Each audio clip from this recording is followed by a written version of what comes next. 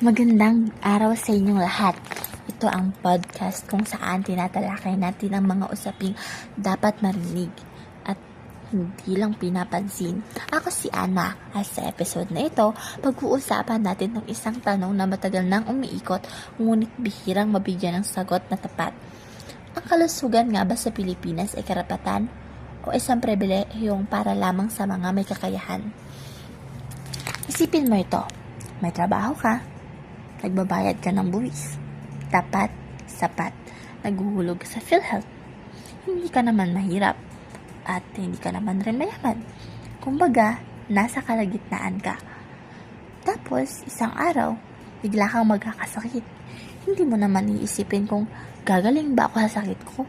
Ang iisipin mo, kaya ko bang bayaran ang bill sa hospital? Sa bansang ito kasi, ang pagkakasakit ay hindi lamang usaping medikal. Isa itong mabigat na usaping pinansyal. At kadalasan, isang confinement lang ang pagitan ng disenteng pamumuhay at pagkakalubog sa utang. Pinagmamalaki ng pamahalaan ng Zero Balance Billing Program. Walang babayaran. Kuno, sabi nila. Pero mapapatanong ka na lang, kanino ba talaga to? Sa piling ospital? Sa piling pasyente?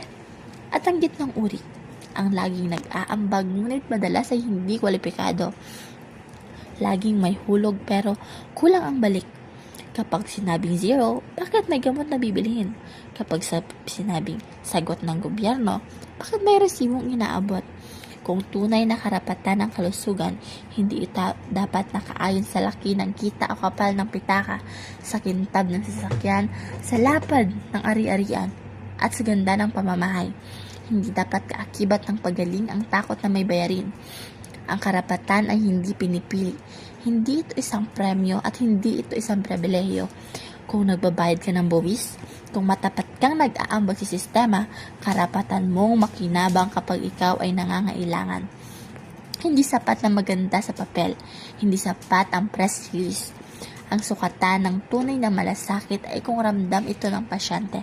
Sa ward, sa billing section, sa pag-uwi. Palawakin ang saklaw, linawin ang benepisyo, gawing totoo ang bawat salitang ibinibigkas ninyo, lalong-lalo na ang salitang zero. Dahil ang gitnang uri ay hindi dapat laging nasa gitna, naiipit, nagbabayad, naghihintay, naiiwang luhaan. Sa huli, tandaan natin ito. Ang lipunang hindi kayang alagaan ng mga may sakit ay lipunang may malubhang karamdaman.